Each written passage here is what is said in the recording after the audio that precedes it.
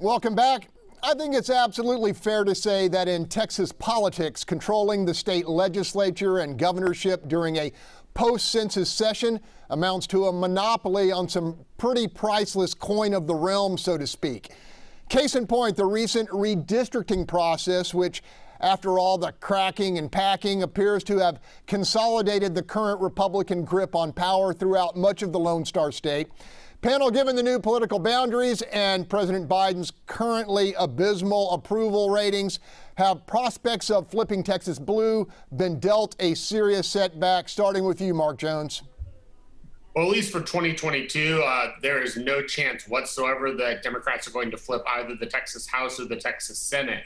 And the maps have been drawn particularly well for the Texas Senate, such that it's going to be tough for Democrats to flip at any time this decade if conditions don't change pretty dramatically.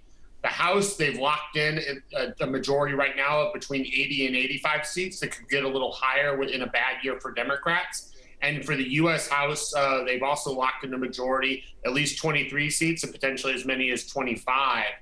So Republicans essentially controlled things. They were able to draw tailor-made maps, and they've locked in some really strong majorities. And since we're in the post-Shelby v. Holder world, there is no Department of Justice or U.S. Federal District Court of the District of Columbia that needs to approve them. So we're here to go. All right, Mustafa, jump in here. You keep an eye on this process. Well, I think it's what Keir talked about a little bit earlier. The case that's coming out of Mississippi on abortion rights is likely to be overturned. The Supreme Court's hearing in December. The judgment will come out June of next year. When that happens, if people thought women's marches were big after Trump got elected, you'll see the largest movement amongst women since the suffrage movement. And that momentum going into 2022 may be what meant for Republicans in 2010 after the Obama election. This pendulum shift after Roe versus Wade being overturned will favor the Democrats in a way that these lines may not even matter. Okay, Keir, you've been watching it as well. Have the Republicans strengthened their grip on power? And do you have any confidence the courts will overturn the maps they've drawn? I think they have strengthened their grip on power. The map drawing process, from my standpoint, was largely an incumbent protection plan. In both the Senate and the congressional maps especially, they have sort of locked in the status quo for the foreseeable future, which will reduce the number of competitive races in that regard. I think the House is a little bit less so and probably will be the chamber that will become competitive the fastest.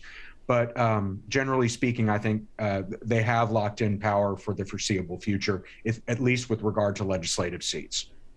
Jasper Scher, you've written about what happened in Austin with the redrawing of maps. What were your takeaways? I think this is going to put a lot more emphasis on the statewide races this year. In 2020, we saw a ton of money, a lot of it from outside the state, pouring into these state house races in a way that we really hadn't seen before. Is pretty unprecedented. So I think, if you look at the Houston area, there are a couple seats that remain competitive. Jim Murphy, state rep out in West Houston, is retiring, and his district was actually drawn to be a little bit more competitive than it was before. And so it will be interesting to see whether the candidates running for those seats that remain competitive are able to attract the type of money and attention that was paid to the state house races back in 2020. And at the congressional level, it's kind of the same thing. In 2020, we saw, and I think there are 10, maybe 11 seats that the Democrats were targeting in Texas. And this year it's, maybe one at best. All right, we're going to have to leave it there.